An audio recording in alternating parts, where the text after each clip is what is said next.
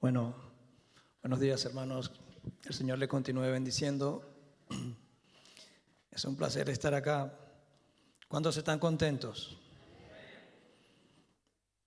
Así, muy contentos. Pues nada, como todos saben, este es el último domingo de este año 2020. Ha sido un año, como muy bien lo decía Will, un año bastante diferente a nuestros años anteriores, pero ha sido un año de mucho aprendizaje, ¿sí? Así que vamos a ir directamente a la palabra,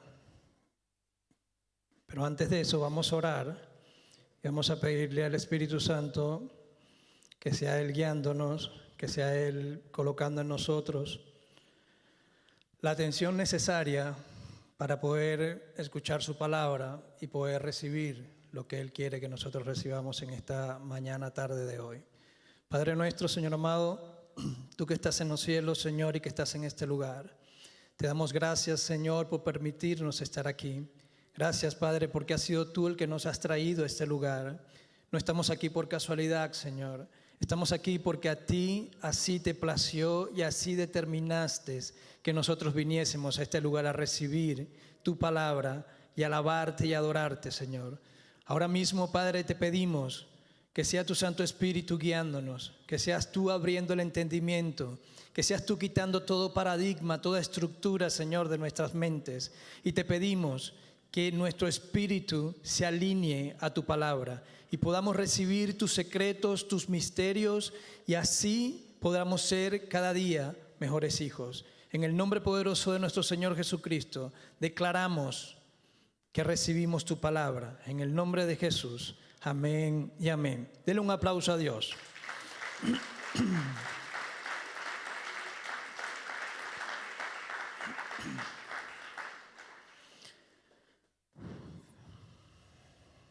Fíjense algo. Hoy vamos a estar hablando de un tema que me llamó mucho la atención, la manera en que el Señor me lo mostró, y de esa misma manera se los quiero mostrar a ustedes, y quiero que lo entiendan de esa manera. Todos nosotros, de alguna u otra manera, estamos siendo entrenados por Dios. Nos guste o no nos guste, somos entrenados por Dios en distintos ambientes, en distintos lugares, de distintas maneras, pero todos somos entrenados por Dios. Pues, ¿qué pasa? En la vida natural sucede algo muy parecido. Una persona o un atleta o un jugador o un artista que quiere llegar a ser lo mejor de lo mejor requiere de un entrenamiento, requiere de una preparación. Yo lo he comentado aquí, tuve la oportunidad de jugar a nivel profesional por muchos años y sé de lo que les estoy hablando, y sé que muchas personas que están acá, que a lo mejor no llegaron a jugar profesional, también se han determinado ser lo mejor en X o Y cosa. Y para todo eso, el que lo quiere lograr tiene que determinarse a hacer un entrenamiento. ¿Qué pasa? Todos nosotros, por lo menos los atletas, nos preparamos en 3 ambientes muy importantes: el área física, que es tu cuerpo; el área mental, que es la parte psicológica; y las habilidades o destrezas, que son las que tú desarrollas en la práctica, la cual te va a permitir hacer ese deporte o hacer esa actividad. ¿Qué pasa? Físicamente, tú tienes un entrenador que te hace que hagas las pesas, que hagas tu rutina de pesa, que hagas todo lo necesario para que tu cuerpo, tus músculos y todo lo que tú necesitas para ese deporte se fortalezcan. Porque si no lo haces así, entonces va a llegar el momento en que van a llegar otros que sí, que sí tienen la capacidad y que sí tienen ese cuerpo y van a superarte. Entonces tú tienes que luchar con eso. Pues psicológicamente, pues es lo mismo también. No, me cansé de ver infinidad de jugadores con un cuerpo espectacular, con un físico espectacular, pero débiles de mente, que no tenían la capacidad mental para llegar y pasar y estar entre los mejores. Pero también vi muchos jugadores que tenían tremendo cuerpo, tenían tremenda parte psicológica, pero no les gustaba trabajar en los fundamentos o en las habilidades. Y entonces eran torpes, eran jugadores que de alguna u otra manera eran buenos, pero no estaban entre los mejores. Pues en el ámbito espiritual sucede lo mismo. Y quiero que lo entiendas y quiero que lo relaciones con esto. En el ámbito espiritual nosotros también somos desarrollados y somos entrenados en tres grandes aspectos. Nuestro físico, que sería la carne, nuestra parte mental, que sería lo que nosotros le permitimos al Espíritu Santo que haga, y nuestras habilidades o destrezas, que es lo que nosotros hacemos para desarrollar nuestros niveles de oración, nuestros niveles de estudio de la palabra. ¿Sí? No sé si entienden, a lo mejor yo como fui deportista pues lo entiendo claramente y lo veo claramente, porque sé lo que viví y sé todo lo que tuve que hacer para poder llegar a estar en esa élite o en ese grupo de los mejores. Dicen las estadísticas que, por lo menos les hablo de la NBA, basquetbol profesional en Estados Unidos, solamente el 1% de todos los jugadores que van al ámbito universitario son los que llegan a la NBA. Y solo el 0,15, solo el 0,25% de los jugadores a nivel mundial llegan al máximo nivel, que es la NBA. Entonces, ¿qué te quiero decir con esto? Que para ser de los mejores, entre los top, pues hay que hacer un sacrificio y hay que hacer ciertas cosas. Tú ves a jugadores en la televisión y tú los criticas y que ese sí es malo, pero ¿cuánto les costó a ellos llegar allí? ¿Por qué tú no estás allí? ¿Por qué si son tan malos, por qué ellos sí están y otros no están? Porque pagaron un precio. Pues hoy yo te vengo a hablar de un personaje que ustedes lo conocen muy bien. Es David. Todos, cuando escuchamos el nombre de David, rápidamente se nos viene a la mente el matagigante, el hombre que destruyó a Goliat siendo mucho más pequeño, con una honda y con una piedra. El hombre que dice la palabra que es conforme al corazón de Dios. El hombre que llegó a ser uno de los mejores reyes de todo Israel. Eso es lo primero que se nos viene a la mente. ¿Sí o no? Sí. ¿Por qué? Porque cuando tú de alguna u otra manera buscas analizar un personaje famoso, tú no ves lo que pasó esa persona. Tú no ves los procesos, las etapas, las distintas fases que él tuvo que pasar para llegar a eso. Tú únicamente ves lo que está allí, lo que nos gusta, lo que quisiéramos ser, lo que de alguna u otra manera admiramos o con lo que de alguna u otra manera valoramos de esa persona. Y David es un personaje impresionante, porque David tuvo una formación, desde mi punto de vista, muchos personajes en la Biblia que pues pasaron procesos muy difíciles, pero para mí, para mi gusto, David vivió un entrenamiento impresionante por parte de Dios. Y allí es donde yo quiero que tú hoy te enfoques. Ahí es donde yo quiero que tú prestes la atención. ¿Por qué? Porque cuando preparaba esto yo decía, me acordaba de algo, ¿no? Me acordaba de muchas cosas cuando yo entrenaba. ¿Y qué pasa? Tú a un entrenador de baloncesto o a tu preparador físico que tiene que trabajar tu cuerpo, tú no vas y le dices, ¿sabes qué? Hoy vamos a hacer esto y vamos a hacer tantas repeticiones y vamos a correr tantos metros. Tú no le dices eso. El entrenador llega y te dice, hoy te toca pecho, espalda y esto, y vas a hacer tales y tales ejercicios con tales repeticiones, así te duela. Y cuando vas a la cancha te dicen, te tocan tantos minutos de trote, tantos minutos de sprint, así te duela. Nunca yo le puedo decir a un entrenador mío, epa, eso es mucho, no, eso no me conviene, no, eso no es para mí, nunca. Pues en la vida espiritual sucede lo mismo. Nosotros tenemos un entrenador, que es el mejor entrenador de todos, que es el mejor entrenador que hay en toda la tierra, porque tiene cualidades que no tiene cualquier entrenador humano. Y nosotros a veces tenemos la cara de querer decirle a Dios cómo es que Él nos tiene que preparar, cómo es que Él tiene que hacer que nosotros lleguemos a estar a un alto nivel. Y es allí el primer error que cometemos. Nosotros nunca podemos decirle a quien nos está preparando cómo nos tiene que preparar, porque el especialista y el que sabe qué es lo que tiene que hacer para que nosotros tengamos lo necesario es el entrenador. Si pasa en lo natural, cuánto más en el ámbito espiritual. Entonces, la primera cosa que tú y yo hoy nos vamos a sacar de la mente es querer decirle a Dios cómo nos tiene que preparar, porque es Él el que nos va a preparar y es Él el que sabe qué necesitamos y qué no necesitamos. En el ámbito de la carne, en el ámbito físico, para tú desarrollar músculos, me acuerdo yo claramente que cuando yo me fui de Venezuela a los 17 años, me fui a Puerto Rico a una universidad a estudiar y a jugar baloncesto. Tenía la misma estatura de ahora y pesaba 62 kilos. Y una de las razones por las que me mandan a Puerto Rico, el equipo en Venezuela le dice al entrenador en Puerto Rico: mira, es muy bueno, pero tiene que engordar, tiene que sacar masa muscular, porque se enfrenta a jugadores de 110 kilos, a jugadores de 100 kilos, a jugadores de 2 metros 10, de 2 metros 5, de 2 metros 90. Él pesa 62 kilos y mide 1,70. O sea, está en desventaja. Es muy bueno, pero tiene mucha desventaja.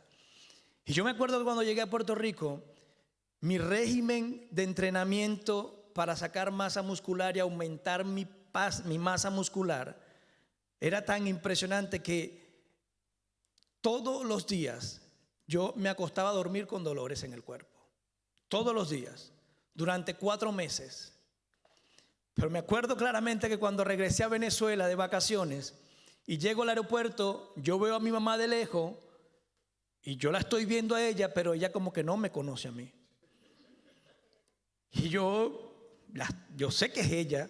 Y yo, y yo sí veía que ella hacía así como que me está saludando, pero yo no sé quién será. Cuando me acerco, es que ella se da cuenta y dice: ay, papi, si estás gordo. Pero era que no me conocía. En 4 meses aumenté de 62 kilos a 85, 86 kilos.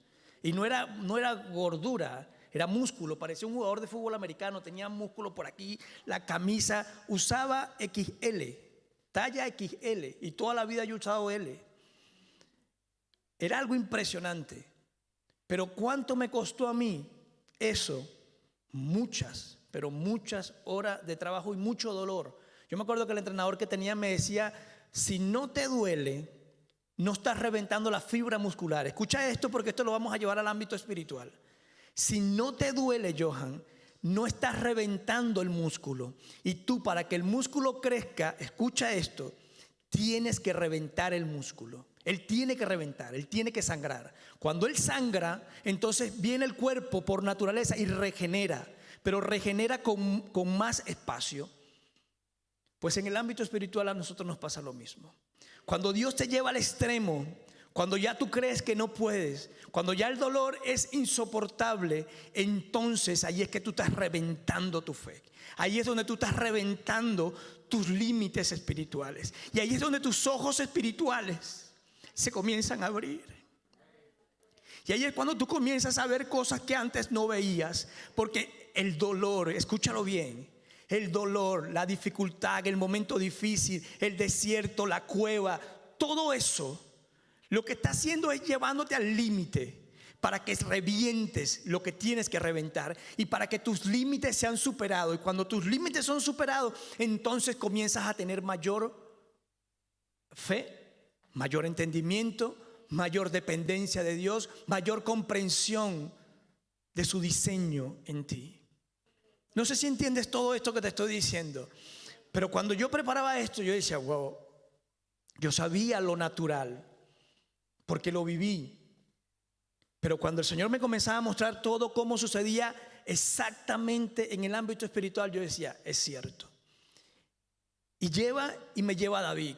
Vamos a ir a ver cómo David fue entrenado y cómo David fue moldeado por Dios de una manera impresionante.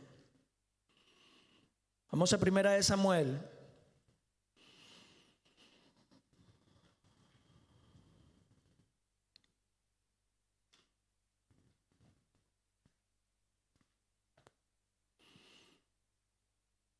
David comienza de una manera como comenzamos todos, o por lo menos como tuve la oportunidad de comenzar yo,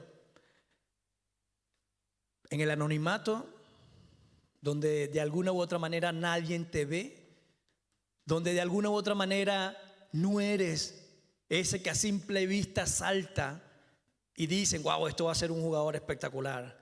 No, y que el que me veía de mí decía, este jugará, pero será en el piso, porque David comienza así. Dice la palabra que cuando Samuel va a donde el padre de David y le dice que traiga a sus hijos, porque uno de sus hijos Dios había escogido para ungirle como rey. Miren esto tan impresionante. El padre de David llamó a todos sus hijos, a todos, menos a uno, a David. Ya por ahí comenzamos a ver algo atípico y algo que sucede en medio de nosotros muchas veces, y donde muchos se quedan, donde muchos de alguna u otra manera no logran superar eso. Cuando de alguna u otra manera eres ignorado, o cuando de alguna u otra manera eres menospreciado por otros. Y sobre todo, escucha esto bien, sobre todo por tus seres queridos. Llámese madre, llámese padre, llámese esposo, llámese hermano, llámese amigo de toda la vida. El menosprecio y el que te pongan por poco y el que te ignoren no necesariamente es para que tú te quedes en ese sentimiento. No es para que tú te quedes allí dando lástima y tú mismo comenzando a menospreciarte también. Es todo lo contrario. Y tiene un ejemplo. David ni siquiera fue invitado por su padre. No fue que el vecino, no. Su padre, desde ese momento, le menospreciaba. ¿Por qué? Porque era el menor. Porque a lo mejor su padre pensó, pues es muy joven, no creo que lo vayan a escoger a él. ¿Qué puede estar siendo el próximo rey de Israel, David? Pues lo mismo pasa en nosotros a veces. Muchas voces a veces diciendo, tú no puedes, tú no sirves, tú no estás para esto, tú no sirves para eso. Pero hoy David te viene a dar un ejemplo de que no es lo que la gente diga, escucha esto bien, no es lo que la gente diga, es lo que Dios.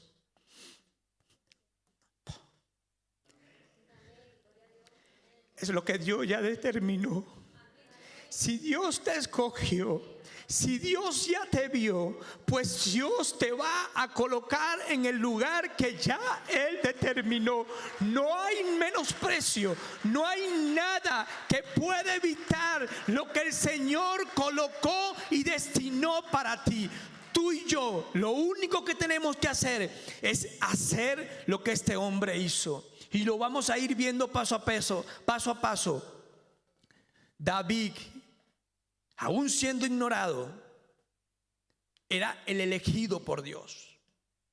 No el elegido por su padre, sino por Dios. Y yo te hago una pregunta: ¿qué es más importante? ¿Que te elija el hombre o que te elija Dios? Pues yo a ciegas que me elija Dios.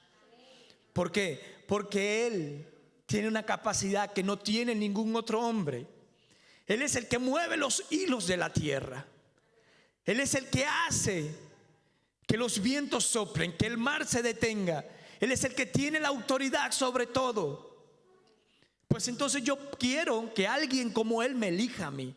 No que un humano me elija, que a lo mejor no va a tener la capacidad que tiene el Dios al que yo le sirvo. Punto número 1. David, aun cuando nadie le veía, ni aun su padre, allá cuando estaba pastoreando sus ovejas, era un hombre que tenía una relación y una comunión con Dios tal, al punto tal, que Dios le escoge cuando nadie le ve. Hoy yo te vengo a decir de parte de Dios: no importa lo que la gente diga y lo que la gente crea que está viendo de ti. Lo que realmente importa es lo que tú estás haciendo a solas, pero que Dios está viendo. Eso es lo que realmente importa. Porque lo que tú haces en la intimidad, lo que tú haces a solas, lo que tú haces en tu relación de comunión con Dios, eso vale más que cualquier cosa, que cualquier opinión, que cualquier punto de vista de otra persona. Así que si tú quieres ser elegido por Dios para cosas grandes, pues comienza a tener una relación de intimidad sincera con Dios. Yo no me imagino cómo sería eso, pero yo me imagino a David con todo ese poco de ovejas corriendo y persiguiéndolas y llevándolas por todos lados, y él andaría cantando. Él andaría haciendo cosas, hablando con Dios durante todo el día, y como dice su palabra, cuando llegaba el momento de defender a sus ovejas, pues entonces allí estaba el carácter que él desarrolló. Porque cuando David se enfrenta a Goliat, él se enfrenta a Goliat porque él sabía, escucha esto, que así como lo guardó, que así como lo ayudó, que así como lo protegió de leones y de osos, así lo protegería de Goliat. Así que lo que tú hagas y lo que tú estés haciendo en la intimidad con Dios, no lo menosprecies, porque eso es lo que Dios está viendo. Eso es lo que realmente te está dando un peso y un valor en el ámbito espiritual delante de Dios. ¿Qué más vemos allí? Vemos que cuando él se va a enfrentar a Goliat,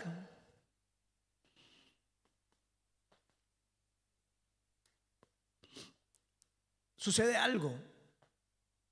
Dice la palabra que ninguno de los del ejército de Israel que estaba en ese lugar ni siquiera se atrevía a hacerle frente ni salir a Goliat. Pero llega este joven, conocedor, intimador de Dios, con una relación estrecha con Dios, y les dice: bueno, pero ¿y qué les pasa a ustedes? O sea, ¿ustedes van a dejar que este hombre siga ofendiendo a nuestro Dios, al Dios creador de la tierra? ¿Saben qué? David tenía temor de Dios. David tenía celo de Dios.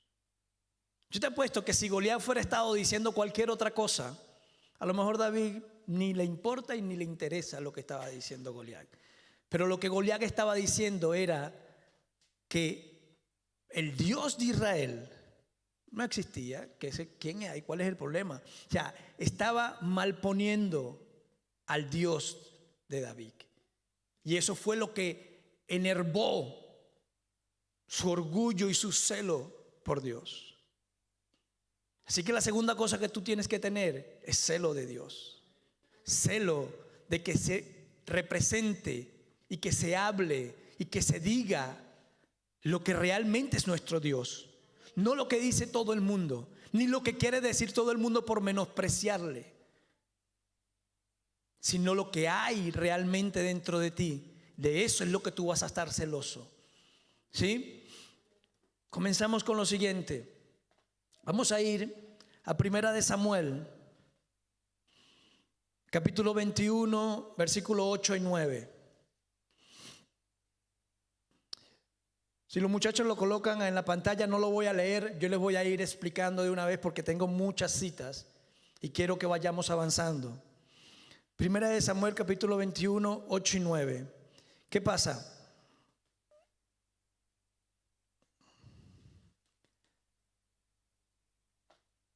Miren esto. Ya allí David había matado a Goliat, ya allí David le había tocado el arpa a Saúl para que se calmara. Ya habían pasado mucho tiempo cuando llegamos acá. Ya aquí David comienza a huir de Saúl. Ya aquí Saúl estaba muy celoso por la fama que había obtenido David. Y Saúl comienza a perseguirle. Y David comienza a huir. Y en su primera huida, o en su primer lugar que él va evitando a Saúl, se consigue con este príncipe Emelec, con el rey Emelec. ¿Qué pasa? David, como tú y yo, escucha esto, porque esto es bueno que lo sepas.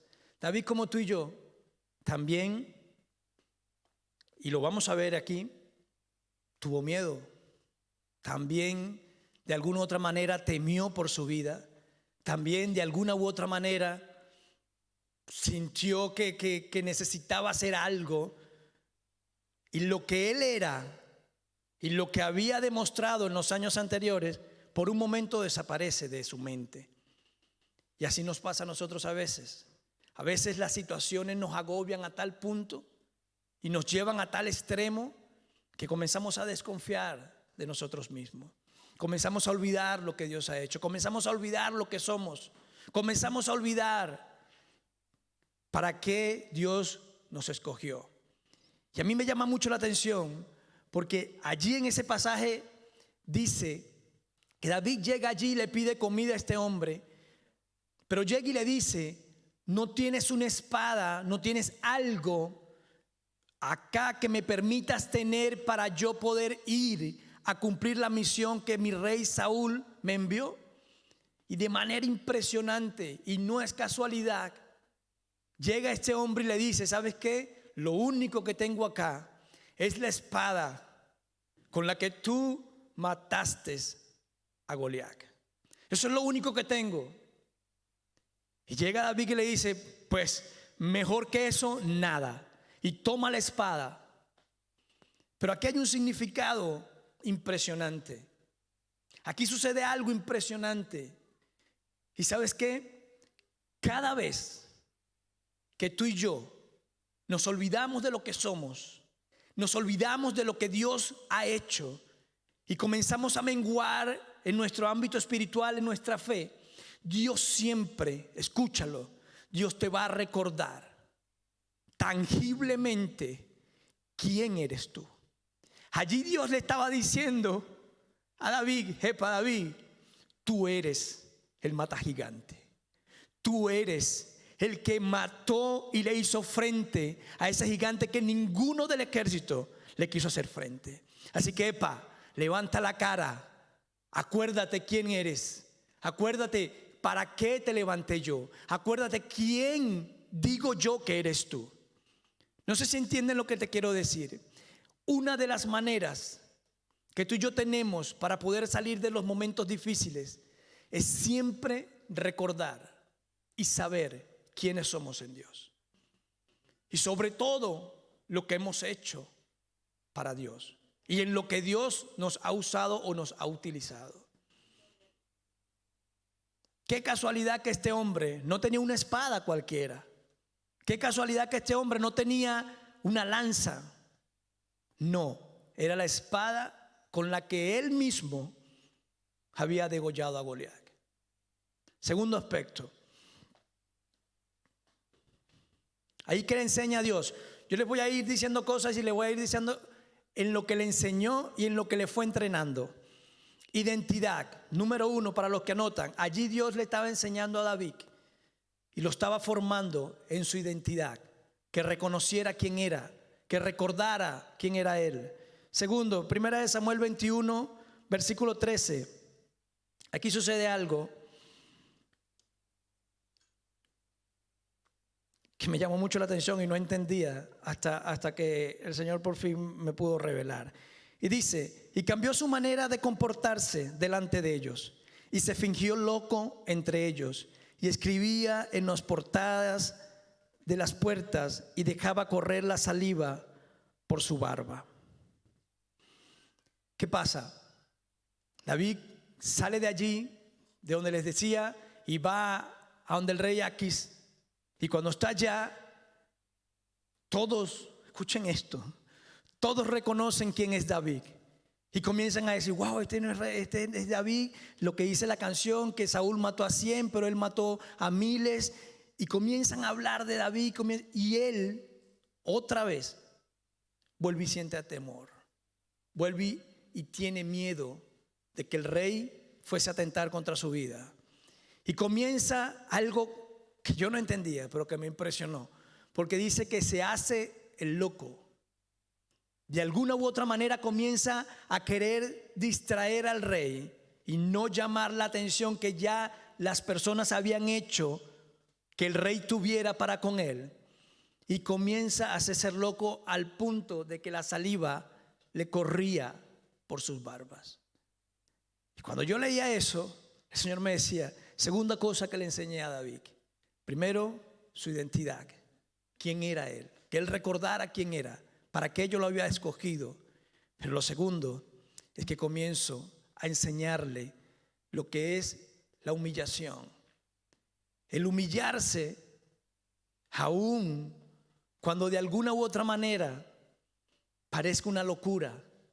Pero ustedes van a ver más adelante, en los próximos capítulos, cómo ese mismo rey Aquis es el que de alguna u otra manera le abre la puerta para que David viva por años en ese lugar y sucedan cosas impresionantes.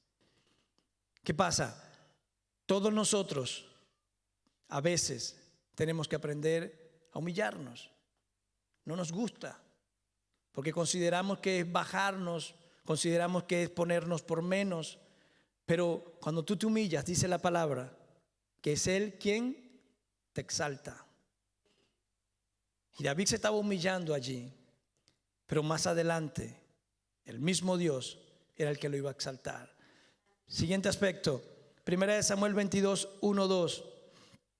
Aquí comienza, o lo más impresionante es esto. Dice que va a la cueva de Adulán. Adulán significa un lugar de reposo o lugar de descanso.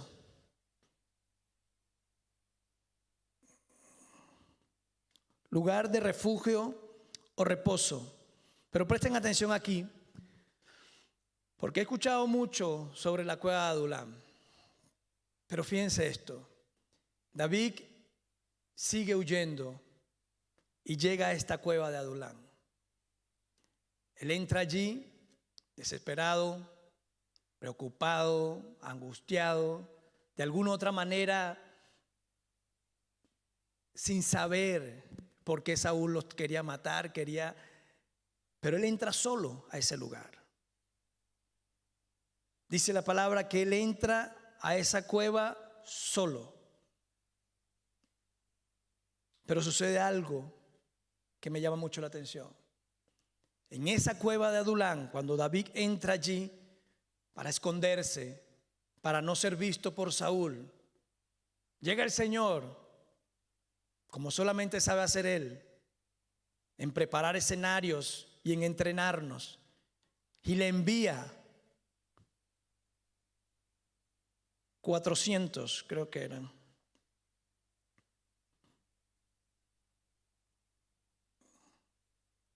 Sí. 400 hombres que estaban allí en esa cueva y que fueron llegando, pero todos eran como, te lo voy a leer, que me gustó. Dice, todos eran afligidos, endeudados y amargados de espíritu. Miren, imagínense este escenario. David, preocupado, buscando ocultarse, buscando estar a salvo, y cuando entra a esa cueva se consigue con 400 más que están peor y en peor condiciones que las de él. Todos los que estaban allí o estaban afligidos o estaban endeudados o andaban de una amargura de espíritu insoportable. ¿Qué te quiero decir con esto? Yo no sé cuál sea tu cueva o cuál sea tu Adulán. Pero no esperes que cuando tú llegues a la cueva de Adulán esté el Señor listo, te estaba esperando. Mira, aquí tengo todo lo necesario, aquí está el que te va a atender, esta es la persona que te va a ayudar a salir de la depresión, esta es la persona que te va a dar el dinero para que pagues las deudas, esta es la persona que te va a poner el guardaespaldas para que Saúl no te moleste más.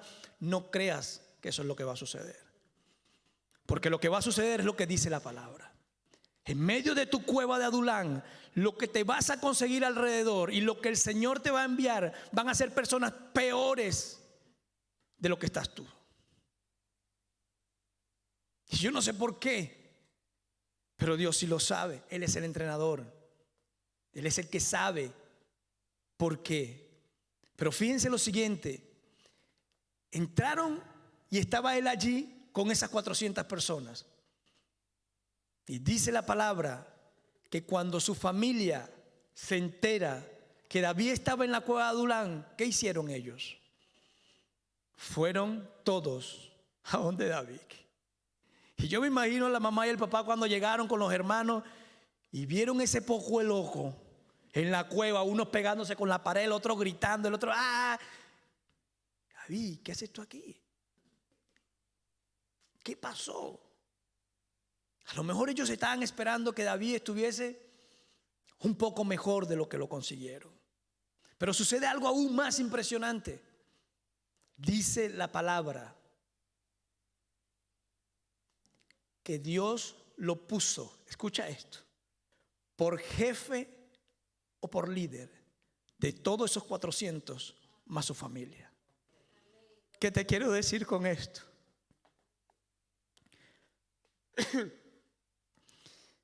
Si a tu cueva, en tu trabajo, en tu familia, en tu sector donde vives, donde esté, lo que hay alrededor de ti está peor que tú, pues prepárate, porque Dios te va a poner por jefe y por líder de ellos, para que les guíes. Tú andabas buscando una ayuda de Dios y Dios te escoge a ti para que tú ayudes a otros.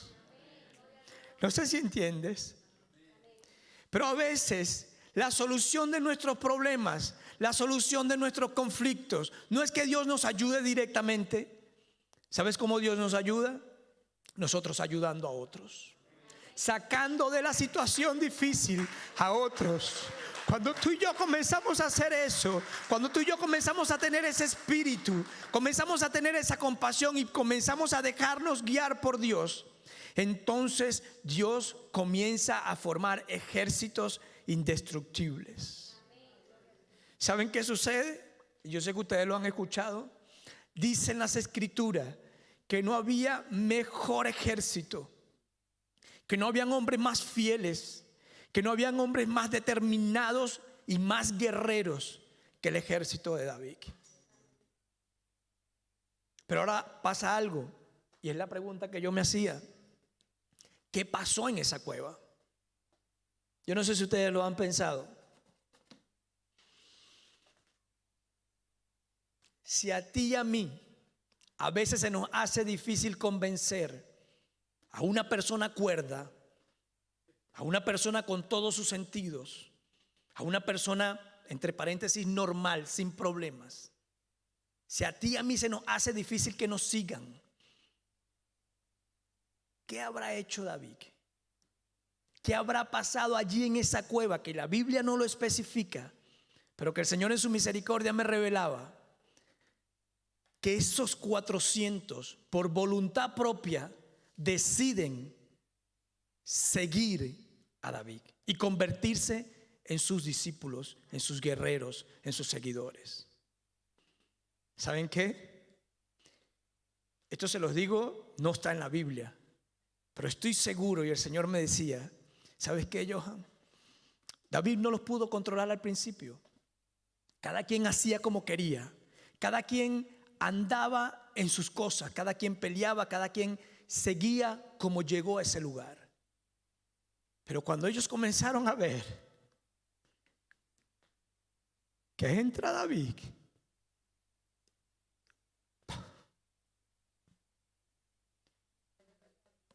a pesar de que estaba siendo perseguido, lo ven cantar a Dios, lo ven danzar a Dios, lo ven orar a Dios, lo ven tener un tiempo de intercesión con Dios. Ellos comenzaron a verlo y decían, pues, pero este está aquí por lo mismo que nosotros. ¿Por qué él sí lo hace y nosotros no?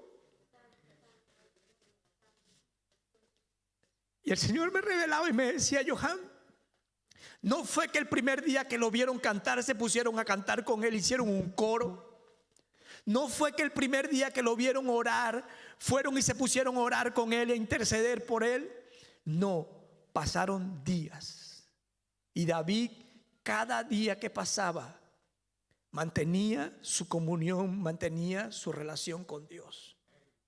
Y cada día que ellos veían la atmósfera dentro de esa cueva, que era una atmósfera atroz de gritos, de quejas, de molestias, fue cambiando.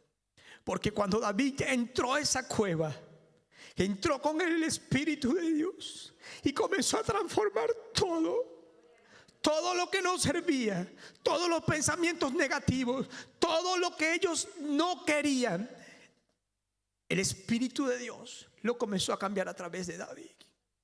Y David comenzó a hacerle ver a ellos que había un Dios, el cual podía cambiar todos sus lamentos en baile. Podía cambiar todo lo que ellos no podían dominar. Dios lo podía dominar. Y comienzan a pasar los días y comienzan a sumárseles seguidores. Pero no porque David los obligase, sino porque el ejemplo de David los estaba atrayendo. No había forma de que ellos resistieran el poder y la relación que había entre David y Dios. Pues yo te digo a ti hoy, lo mismo va a suceder en tu hogar. Lo mismo va a suceder en tu trabajo. Lo mismo va a suceder en Victoria. La gente no va a poder evitar el acercarse. La gente no va a poder evitar el querer tener esa relación. No van a poder controlar lo que tú y yo podemos controlar a través de la presencia de Dios. Pero es con tu ejemplo. No porque tú llegues a un lugar malo, tú tienes que actuar malo.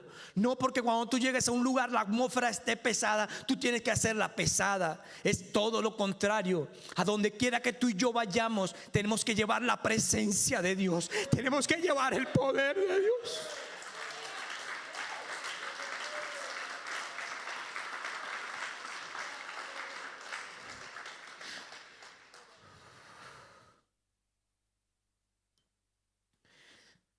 Yo me acuerdo una vez, estaba jugando yo profesional en Trotamundo, era el más joven del equipo, 18 años tenía.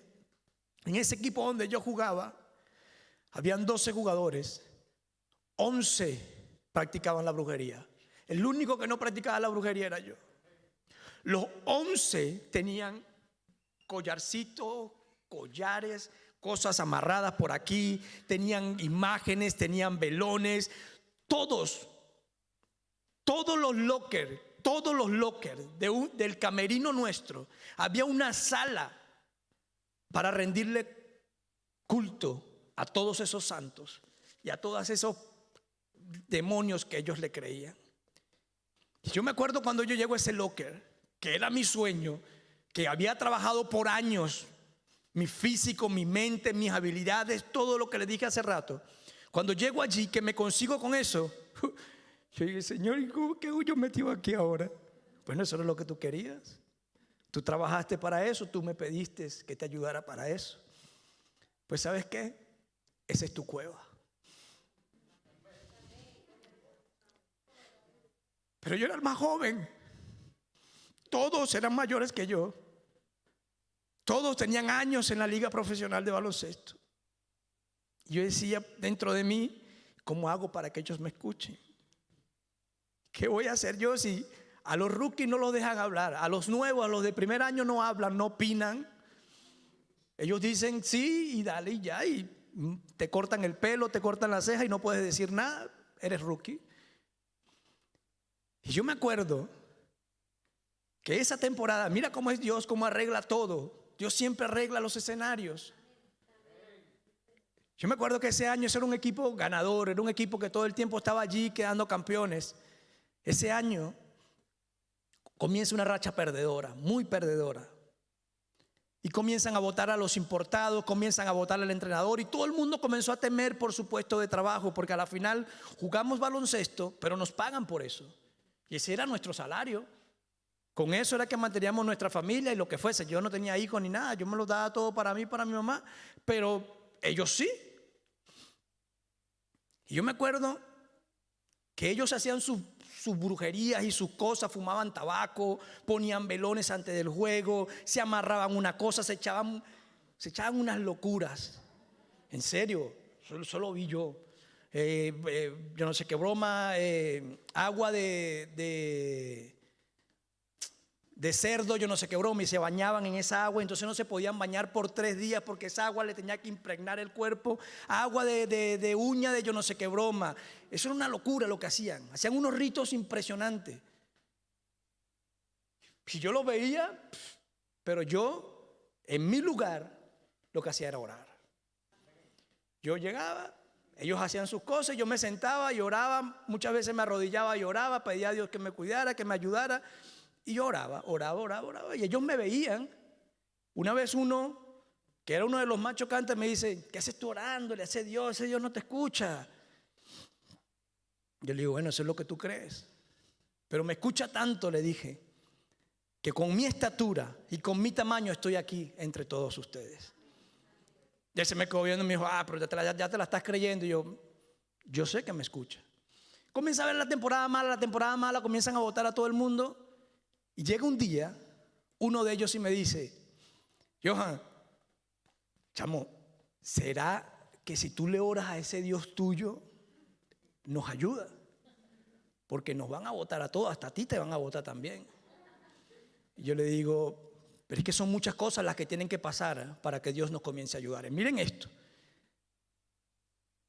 Y me dicen: ¿qué? Número 1, Dios no se complace ni se agrada que tengamos otros dioses. Que pongamos nuestra fe y nuestra confianza en otros dioses. ¿Qué hay que hacer? Me dice. Y yo dije: listo. Lo primero que tenemos que hacer es quitar todas esas imágenes y quitar todos esos velones y que ustedes se quiten todo ese poco de amuleto y todo ese poco de cosas que cargan. Y tú estás loco y yo no vamos. Le dije: bueno, hagan como ustedes quieran. Pasó ese juego, perdimos. 16 juegos perdidos, corridos, 12, no me acuerdo. Yo sé que fue una locura esa temporada. Al día siguiente se me acerca otro y me dice: Johan, vamos a tener que orarle a ese Dios tuyo. Y le digo: bro, ya yo les dije lo que tienen que hacer. Ustedes comenzamos a tirar todo ese poco de velón y comenzamos a sacar todo eso de aquí, y yo le oro a Dios y pueden tener por seguro que Dios nos va a hacer ganar. Y ellos me dicen: hoy es contra Marinos. Era el equipo más fuerte. Nosotros teníamos 17 derrotas consecutivas, ellas llevaban 17 victorias consecutivas. Miren cómo es Dios, como me la puso fácil. Y vienen los hombres y dicen: sí va. Y comenzamos a sacar ese poco de velón y comenzamos a sacar todo ese poco de cosas de ahí. Y ellos asustados porque le tienen miedo a eso.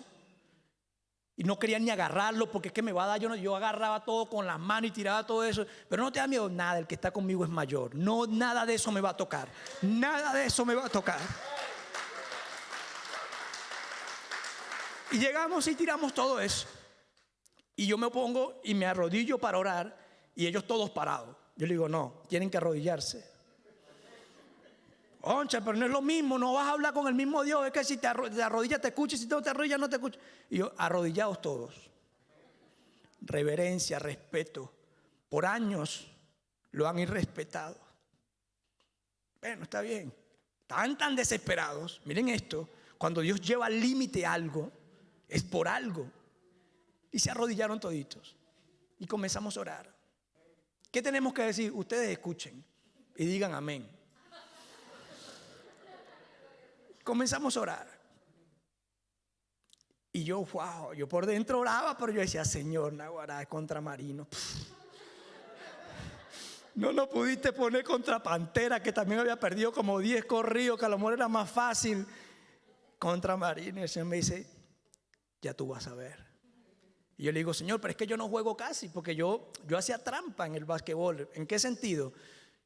El Señor siempre era que iba delante de mí. Yo le decía, Señor, ábreme espacio. Yo no les estoy cayendo mentira. Una jugada importante, Señor, ábreme espacio. Yo necesito pasar por ahí. Yo no sé qué pasaba, pero algo sucedía y yo pasaba. Metía la cesta. Pero en esta oportunidad yo no jugaba casi, porque yo era rookie, yo tenía muy pocos minutos en la cancha. Le decía, Señor, esta vez yo no puedo ayudarte. Me dice que yo no necesito de tu ayuda, era yo quien te ayudaba a ti. Era yo quien te ayudaba a ti. Terminamos de orar, ellos se paran, todo allá medio escépticos, la broma, y comienza el juego. Perdiendo. Y yo por allá en el banco, Señor, lloré más que nunca ese día. Pasé todo el juego orando. Y bueno, llega al final del juego, estamos abajo por un punto, terminando el juego, y llega y ya hacen una jugada. Y yo le digo, Señor, que la meta, necesitamos ganar, es tu nombre, Padre, es tu nombre. Bueno, ganamos. Esos entraron para ese camerino contentos y me abrazaban y me cargaban y me tiraban. Entonces yo le digo, epa, vamos a orar. Pero otra vez. Yo, claro, ¿quién nos hizo ganar? No, Dios, el Dios tuyo, Dios. Vamos a arrodillarnos otra vez, vamos a orar. Otra vez arrodillados a orar. Y todos ellos bebían después del juego. Yo les dije, nadie puede estar con bebedera aquí. Porque aquí está la presencia de Dios.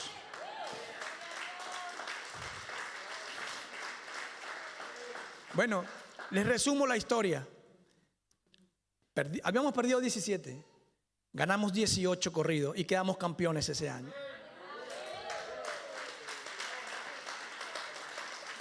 Para la gloria de Dios, hoy día, de esos 11, por lo menos que yo sepa, 5 o 6 son cristianos, pero duros, trabajándole a Dios, predicando la palabra de Dios y haciendo la obra de Dios.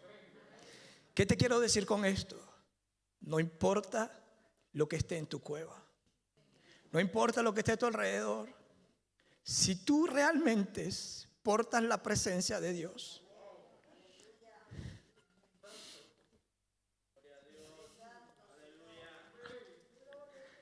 la presencia de Dios te va a respaldar.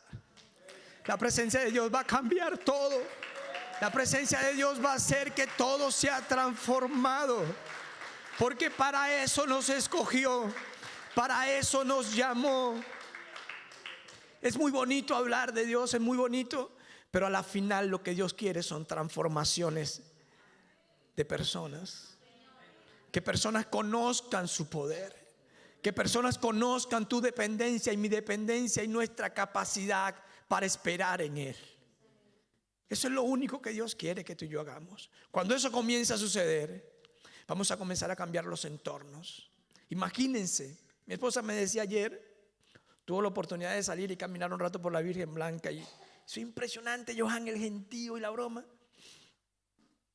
Y la gente bebiendo y la gente por aquí y por allá. Si nosotros comenzamos a cambiar pequeños entornos, cuando nos vayamos a dar cuenta, el efecto que hay en la ciudad va a ser impresionante. La gente va a salir a las calles, pero va a salir a darle gracias a Dios y va a salir a alabar a Dios y va a salir a querer que Dios siga transformando sus familias, siga salvando sus matrimonios, siga ayudando sus economías. Pero somos nosotros a los que Dios va a usar. David entró a esa cueva desesperado, buscando ayuda, y terminó dando ayuda. Terminó salvando, escuchen esto tan impresionante, formando a los mejores guerreros de la historia del ejército de Israel. Los mejores, y eran unos locos, supuestamente la palabra. Eran unos tipos amargados espiritualmente. Eran unos tipos que no querían saber nada de la vida. Se habían metido en esa cueva a esconderse a que la muerte los alcanzara allí. Y salieron de allí llenos de vida. Y con un Dios único y con un Dios poderoso. Y con un Dios que los llevó a la historia. Quedaron en la historia. Ellos que ni sabían que existía Dios. Dios los coloca en la historia. Y son personajes importantes en la Biblia. De ser nada, de ser despreciado, de ser lo vil. El Señor los lleva a un nivel que ellos nunca imaginaron, por causa de un hombre que no vendió ni rompió sus principios, sino que simplemente siguió haciendo lo que él hacía. Siguió orando, siguió cantando. Yo no sé cómo lo hacía, pero el Señor me decía: Johan, imagínatelo danzando, así como danzó el día que Mical lo criticó, así andaba danzando él en esa cueva, y ellos lo veían y no entendían, pero el Espíritu Santo los transformaba cada vez que él danzaba. Yo te vengo a decir de parte de Dios, en esta iglesia ninguno de los que estamos aquí estamos por estar. Todos los que estamos aquí hemos sido escogidos y seleccionados para algo impresionante, en nuestra medida, pero hemos sido seleccionados por Dios. Hemos sido escogidos por Dios. No te escogió Pedro de los Palotes, te escogió el Dios que hizo los cielos y la tierra, el Dios que te vio en el embrión de tu madre, el Dios que te ha cuidado y el Dios que te ha sustentado hasta la fecha, a pesar de los muchos momentos difíciles. Pero hoy yo te digo que todos y cada uno de esos momentos difíciles simplemente eran una fase de tu entrenamiento. Simplemente lo que estaban era formando en ti ese músculo que hacía falta. Simplemente lo que estaban haciendo era desarrollar en ti esa habilidad, esa cualidad que hacía falta. Porque ahora viene lo más impresionante. ¿Saben a qué edad fue ungido David por Samuel? Dicen algunos libros, porque no hay una fecha específica, entre los 16 y los 18 años de edad. ¿Y saben a qué edad David fue rey? Entre los 30 y los 33 años de edad. Si sumamos rápidamente, estamos hablando de por lo menos 20, 19, 18 años aproximadamente de entrenamiento. Yo tardé años. Comencé a los 10 años y jugué profesional a los 18 años. 8 años de entrenamiento, 8 años de preparación, 8 años de sacrificios. Bueno, este hombre, el Señor lo entrenó durante casi 18 años. ¿Saben cuántos años duró David huyéndole a Saúl? Aproximadamente 7 años huyendo de Saúl, sin entenderlo, sin comprenderlo. ¿Por qué? ¿Qué le enseñaba a Dios? Que la injusticia va a suceder, pero tú te tienes que mantener, porque Él es el que convierte la injusticia en justicia. Él es el que convierte la maldición en bendición. Él es el que convierte lo malo en bueno. Pero tenemos que ser entrenados. Nos guste o no nos guste, el que está allá arriba, el que está aquí, nos va a entrenar. Miren algo, yo le preguntaba a Dios: Señor, ¿pero por qué tanto tiempo? Johan, cuando David llegó a ser rey de Israel, lo había preparado tan bien que por eso es que es conocido como uno de los mejores reyes que haya pasado por Israel. David conoció, Johan, todo. Cuando David llegó a ser rey tenía amor, tenía compasión, tenía respeto. ¿Que se equivocó? Sí. ¿Que cometió errores? Sí. Pero cuando él llegó al reinado era porque ya yo había considerado que tenía todo lo necesario para ser un rey. Hoy yo te vengo a decir de parte de Dios, yo no sé cuántos años tengas tú de preparación, ni yo sé cuántos años me faltan de preparación. Yo quisiera que fuera ya. Yo se lo he dicho al Señor, yo quisiera que fuese ya, pero a lo mejor me falta. Estoy seguro que me falta. Pues no le voy a decir a Él qué es lo que tiene que hacer, porque ya Él sabe lo que tiene que hacer. Fíjense algo, el tiempo se me fue volando. Sin embargo, yo quiero que veamos esta parte y vamos a pasar a hacer algo que el Señor me dijo ayer que hiciéramos hoy y va a ser de gran bendición a nosotros. Fíjense, hay una parte específicamente en 1 de Samuel capítulo 24. Voy a terminar con esto. Faltaron muchísimas cosas más donde Dios lo enseñó, donde Dios le fue mostrando paso a paso. Pero en este capítulo habla cuando David tuvo 2 veces la oportunidad de matar a Saúl. Y yo creo que lo conversaba una vez con Edu y con un grupo que estábamos hablando la otra vez. Y yo decía al principio que era impresionante la manera en que Dios preparó a David. ¿Por qué? Porque David escuchen esto, todo lo que David enseñaba, lo enseñaba con su ejemplo. En ese capítulo 24, capítulo 3, del versículo 3 al 10, y hay otro capítulo que es del 26, del 8 al 16. En esas 2 oportunidades, Dios prueba a David. Le hace un examen final. Le hace un examen para ver cómo estaba su corazón, a ver qué iba a salir de él. Y dice la palabra que en las 2 ocasiones David no levantó su espada en contra de Saúl. De hecho, dicen las escrituras que se sintió mal cuando rasgó y quitó un borde de la capa de Saúl. Y las escrituras cuentan que los guerreros de David le decían: David, el Señor te lo colocó, déjamelo a mí, no lo hagas tú, no te ensucies las manos tú, tranquilo, yo le clavo la lanza y lo dejo clavado al suelo, déjamelo a mí, tú no te vas a ensuciar, el Señor va a saber que no fuiste tú. Y David le decía: cuídeme Dios, escuchen esto, que yo levante mi espada o mi mano en contra del elegido por Dios. Esto es impresionante.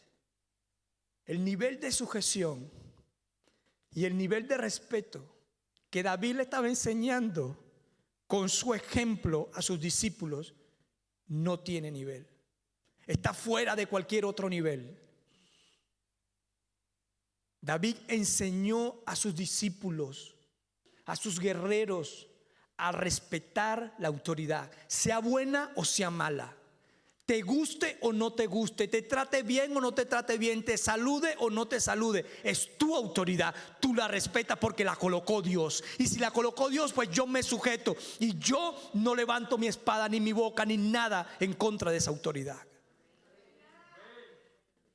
Cuando David comienza a enseñar eso, los guerreros de él se impresionaban cada vez que David enseñaba con su ejemplo. David no les dijo: mire, es que tenemos que respetar la autoridad porque la autoridad al pastor Ramón y al pastor Edu lo colocó Dios. Él no se lo decía, él se lo enseñaba, él se lo modelaba. ¿Y saben por qué David tuvo los mejores guerreros de la Biblia? Porque los enseñó a ser sujetos, porque los enseñó a respetar la autoridad, aún cuando la autoridad quería matarle. Y eso no le gusta a muchos, porque dicen: pero es que ese pastor me trata mal, pero es que no, pero es que ese jefe mío es horrible. Es tu autoridad. Si Dios la colocó y si está delante de ti como autoridad, respétala, sujétate. No es lo que tú creas, no es lo que a ti te parezca, es que fue Dios quien la colocó. Y cuando tú haces eso, formas personas iguales que tú, y entonces en ti nunca va a haber una rebeldía.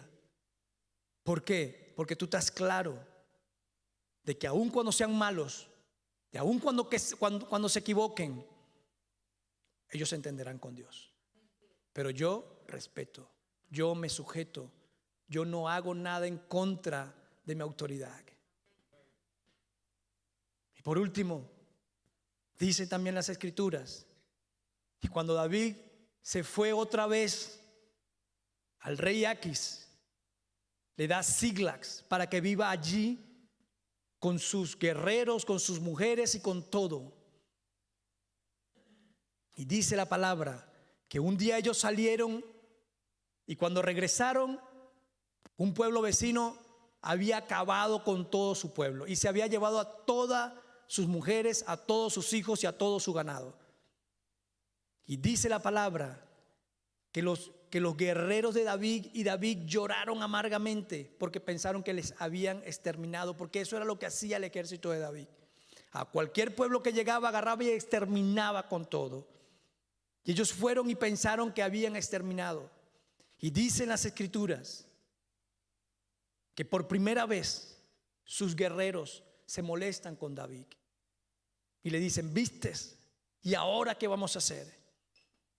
Y miren lo que el Señor les enseña, lo que David les enseña. Lo primero que hace David es ir y orar a Dios. Y le dice: Señor, ¿será que tengo que ir tras ellos? Señor, ¿qué hago? Y yo me imagino que esos guerreros molestos, bravos, desesperados por saber si sus esposas estaban vivos, si sus hijos estaban vivos, veían a David ahí orando. Ay, sí, ¿qué tal? No. David les estaba enseñando a que todo lo que él hacía, lo hacía direccionado por Dios. Y llega Dios como buen creador de películas, le dice: anda y persíguelos, yo los voy a entregar en tus manos. Y cuando los entrega en sus manos, dice la palabra que acabaron con todo y regresaron. Y cuando regresaron con todo, con mujeres, con hijos, con todo, habían 200 que no quisieron ir a la guerra. Y llegaron unos de los que estaban con David y le dijeron: epa, a estos 200 no le vamos a dar botín, porque ellos no fueron. Y llega David y le dice: no es así. Otra vez David enseñándoles lo que es amor y compasión. Le vamos a dar como le corresponde según la norma de la guerra. A todo el que esté aquí va a recibir su botín por partes iguales, incluyendo a los que fueron y a los que no fueron. Justicia.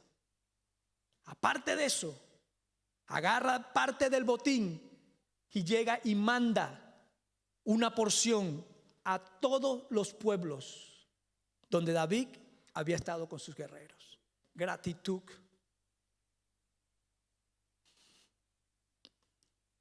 Se me quedan algunas cosas que él enseñó con su ejemplo, que el Señor le estaba enseñando, pero que David le terminaba de enseñar a sus discípulos con su ejemplo. Pero yo hoy te vengo a decir de parte de Dios: eres tú y soy yo lo que con nuestro ejemplo vamos a enseñar lo que tenemos que enseñar, porque eso es lo que Dios quiere que salga de nosotros. A veces es bueno hablar, pero es mejor hacer que hablar. Así que yo le voy a pedir que se coloquen sobre sus pies.